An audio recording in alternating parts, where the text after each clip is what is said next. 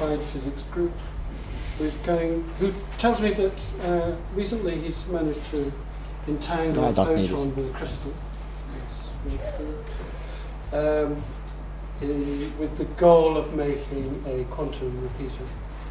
Mm-hmm. And he's going to speak to us with this title, Are There Quantum Effects Coming from Outside Space-Time, Non-Locality, Free Will, and No Many Ways?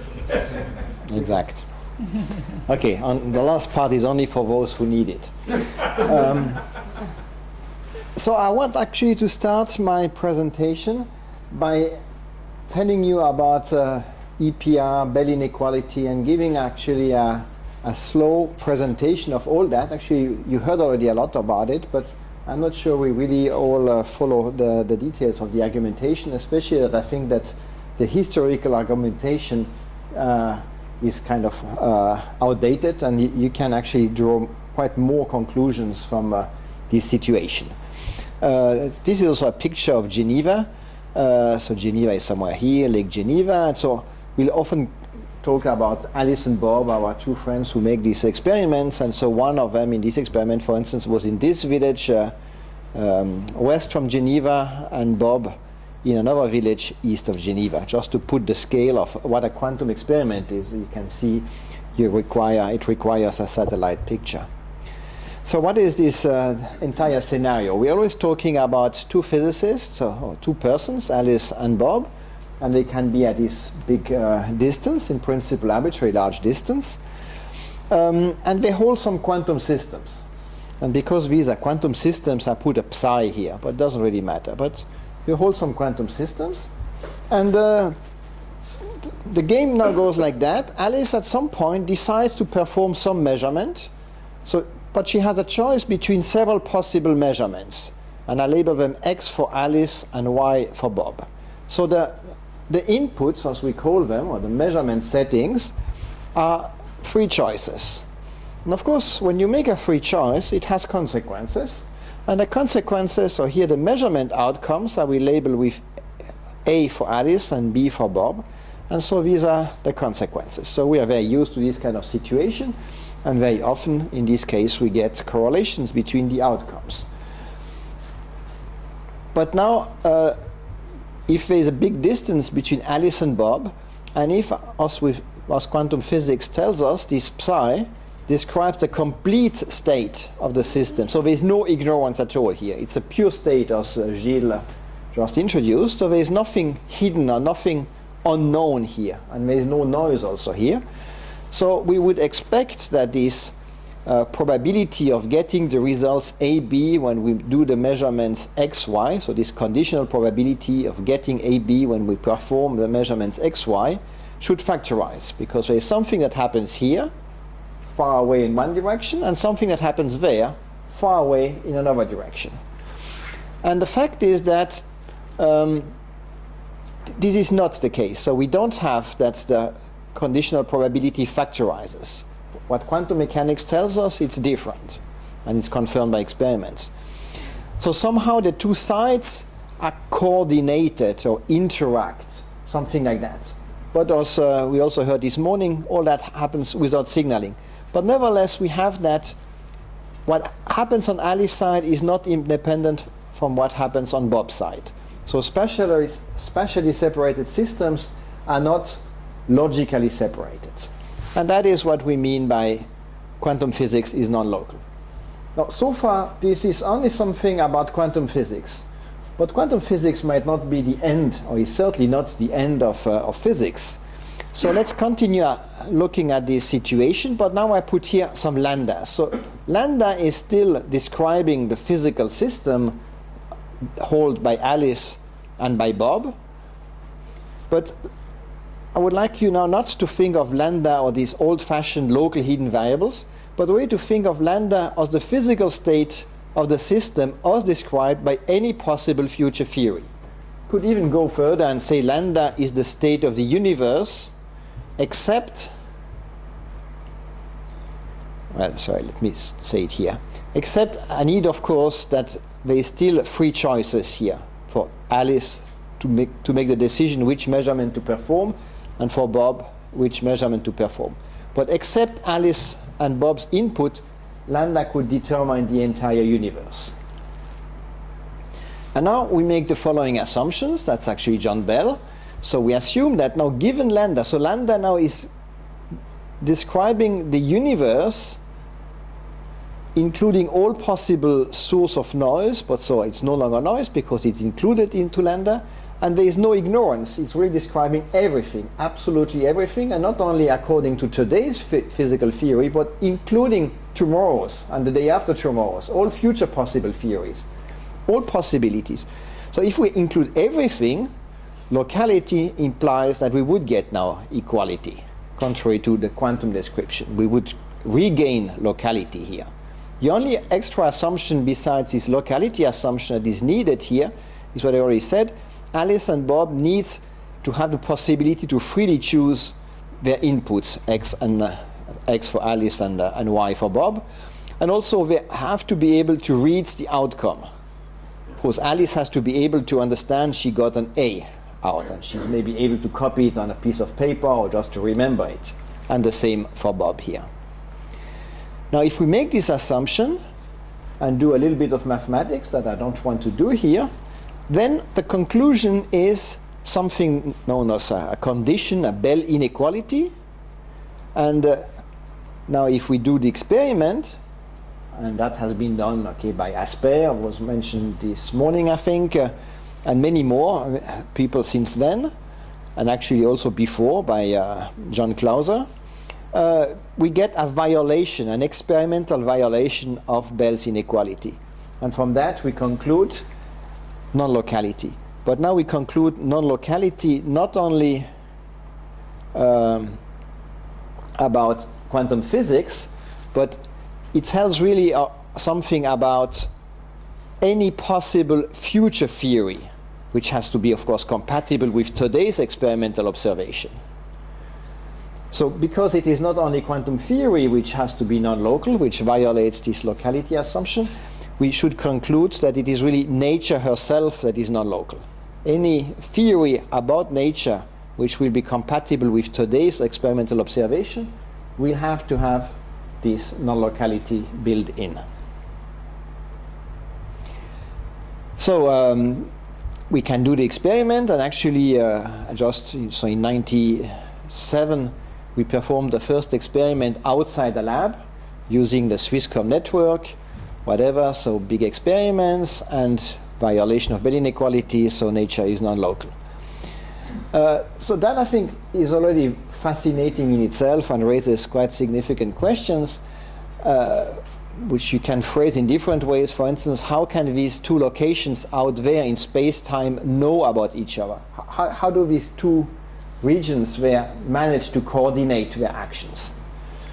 So how does an event A know that it is non-locally correlated to other event B? Events happen all the time, so how can the event know that it is non-locally correlated? Or who keeps track of who is entangled with whom? Are they huge army of angels that keep track of who is entangled with whom? I mean, it's I think it's good questions, but physics has not much to say on that. However, because it is such a surprising result, this violation of Bell inequality, we should actually go further and, for instance, make the following, test the following assumption. We have again Alice and Bob. Now let's suppose that actually when Alice makes her choice, there is a signal that goes very quickly from Alice to Bob, which is hidden to us, and then later, when Bob asks his question, of course he can get a correlated answer because he got the information coming from Alice. So that's very simple, no? That's a trivial explanation, and you need maybe that this influence travels pretty fast. Maybe even faster than the speed of light, but if it's a hidden influence, why not imagine something like that? So what we want to do as an experiment in order to rule or to test this possibility would be to ask the questions on Alice and Bob's side at the same time, but then, of course, if it is at the same time that you ask the question, Bob cannot answer in a correlated way because he didn't get the hidden influence on time. So we want to do this experiment, so we did this experiment in Geneva between Satigny and Gisin, these two villages. And we have here these optical fibers, and so we have to make sure that the length of this optical fiber is precisely the same as that one. And precisely it means up to a few millimeters, despite that you have about 20 kilometers here between the two villages. And so you align everything very carefully in such a way that really these two detectors, both the beam splitters and the detectors on both sides, are really going to get their photons at the same time. So very good synchronization. That's perfect. But what does it mean, very good synchronization? We have to know in which reference frame the events should be simultaneous. You all know that according to relativity, simultaneity depends on the reference frame. So in which one are we going to do that? And here we used an idea of Philipp Eberhardt. We align Alice and Bob east-west. That was why the two villages I told you are east and west oriented. And then if we do a good synchronization in the Geneva reference frame, it will also be a good synchronization in any reference frame which is moving vertically in this vertical plane, like that, because then it is just perpendicular to the AB axis. And because the Earth is rotating in 12 hours, this vertical plane will actually scan the 3 dimensions. So during these 12 hours, by continuously observing a violation of Bell inequality, we can make sure that in whichever reference frame this faster than light signal is going, we will at some time be perfectly synchronized. And so we do the experiment, we get nice fringes. I go fast, but just to show you that this is real stuff, and so on. And at the end, before coming to the end, I have, of course, to also talk about the before experiment. Sorry, Antoine. So that was one experiment, and you get that indeed this explanation is ruled out. This hidden communication explanation is ruled out. So you have another possible explanation, is that whenever there's a detection on one side, there is a signal indeed going to the other side, but now the signal propagates not just at a faster than light speed defined in an arbitrary reference frame, but defined in the reference frame defined by the inertial, by the massive measurement instrument. So this massive measurement instrument, or choice devices in Antoine's language, determines a reference frame. And now in this reference frame, Alice is sending a signal to Bob, and of course the same symmetrically for Bob. Bob also has a massive measurement instrument, or choice devices, that also determines a reference frame, and in this one sends a message to Alice. But now if both are moving away, so Alice to the left and Bob to the right, then each one in its own reference frame is actually the first to perform the measurement. And now if both are the first to perform the measurement, we cannot influence the other, because we're going to send the message after having already performed their measurement. So the question then was, what should we put in motion? Actually, ideally the entire lab, but you have to put the entire lab into a Ferrari and be very fast. So we did it simpler. So we did, in one experiment, we had a kind of detector moving very fast, 100 meters per second. And in the other one, we had a beam splitter moving at an even larger speed, 2,500 meters per second. And in both cases, we again recovered the quantum predictions as Antoine recorded yesterday, just before the nice dinner we had. And so the conclusion from that is that somehow you can say there is no spooky action at a distance, in the sense that there is not one first event that influences a second event. Somehow there is no time ordering there. Or the way I like also to put that is quantum correlations just happen without any time ordering, somehow from outside space-time. Now, what do I mean by coming from outside space-time? I know that, of course, Antoine likes this, and that's maybe because for that I have been invited here. So let me be a little bit more precise about it. So, and that's also the way I write it in scientific papers. By outside space-time, I mean there is no story in space-time that tells us how it happens. Now, in physics, we always like to do two things. We like to be able to make computation. So we have equations, we solve the equation, we simulate the equation, and we come up with a number at the end.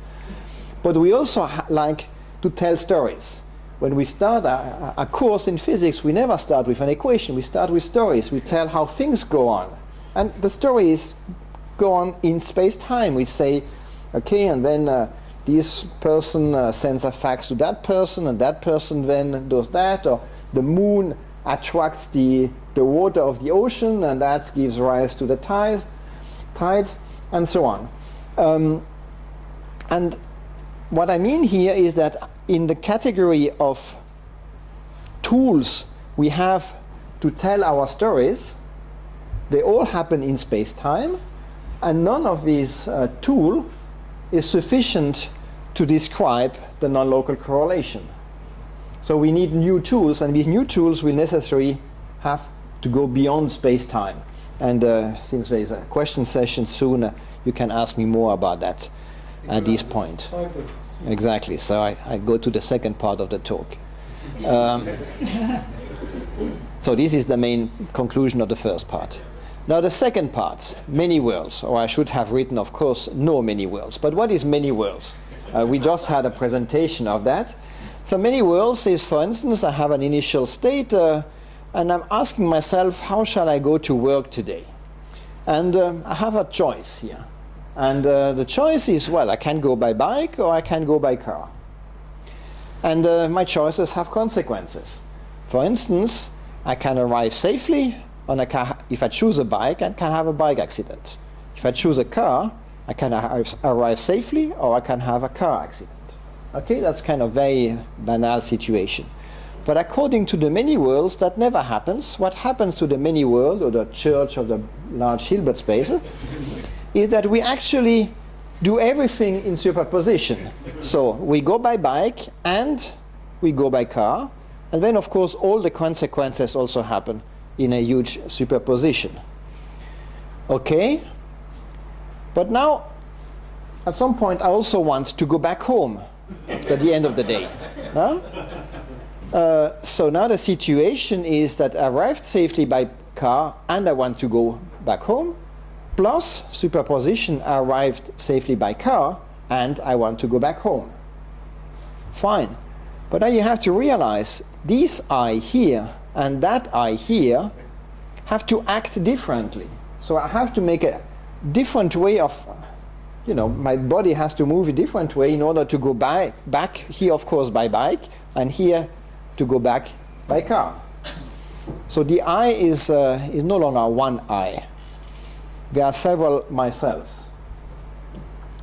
So according to the many worlds, there is now arrived safely by bike, and I1 wants to go home, and here it's the I2 that wants to go home. So it's not only the physical world, according to this many world view, that gets into a huge superposition of all possibilities, but I also gets into a huge superposition.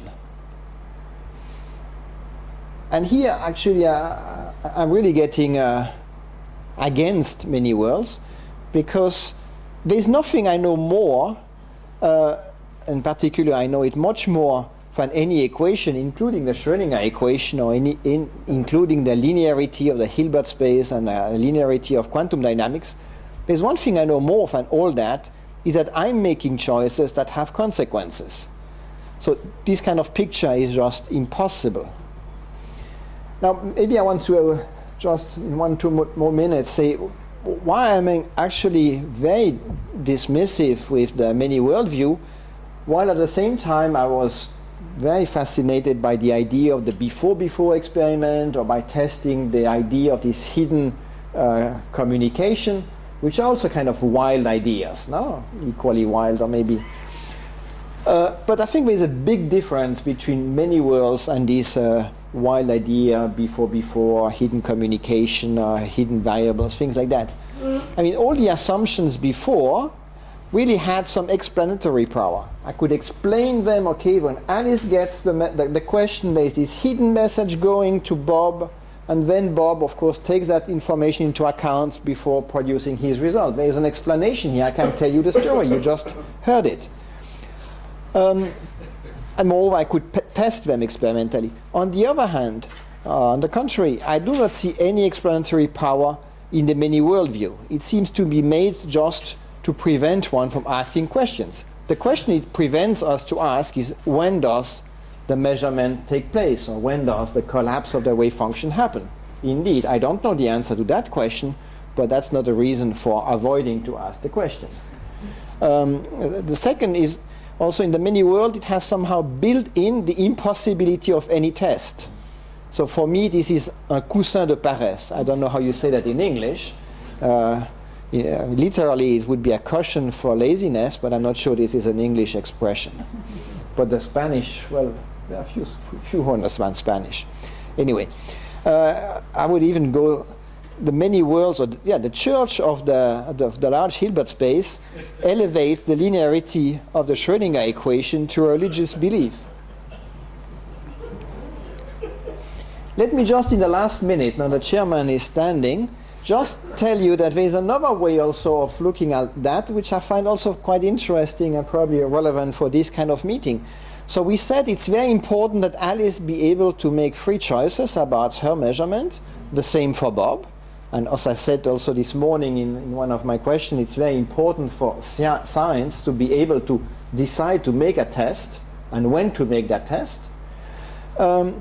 Now let's suppose we agree that indeed Alice and Bob are going to observe non-local correlations. For that we have to be able to make these free choices. But now let's suppose they are not totally free. They are partly, Alice and Bob are partly lacking free will. They are partly determined by whatever.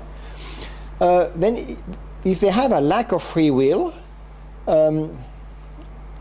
if Alice lacks actually a single bit of free will, as quantified by the mutual information, so I'm not going to tell you exactly, but it's a kind of very standard measure of correlation. So if this state of the universe somehow forces Alice a bit, not totally, but just a bit, just one bit, and even if Bob enjoys full free will, so this lambda doesn't influence Bob at all, then no Bell inequality, at least on qubits, can ever be violated.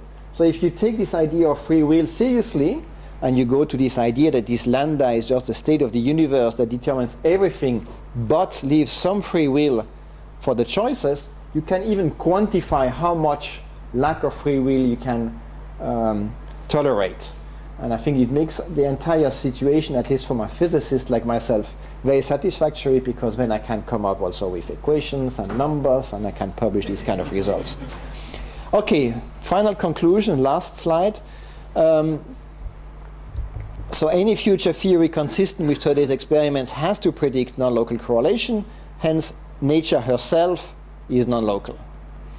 And as I repeat it so often, I maybe don't need to say it again, but free will comes actually before science, before philosophy, rational discussion. So actually, I'm not here actually really to try to be convinced of free will, but just to tell you that if you have a theory which is incompatible with free will, it has been falsified.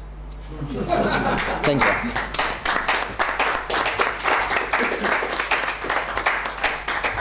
So now we have a discussion period. So there are two discussion periods this afternoon. There's a short one now, so we can address questions to previous two speakers. And then more generally, if there's time, and then later on we have another discussion period after the final presentations.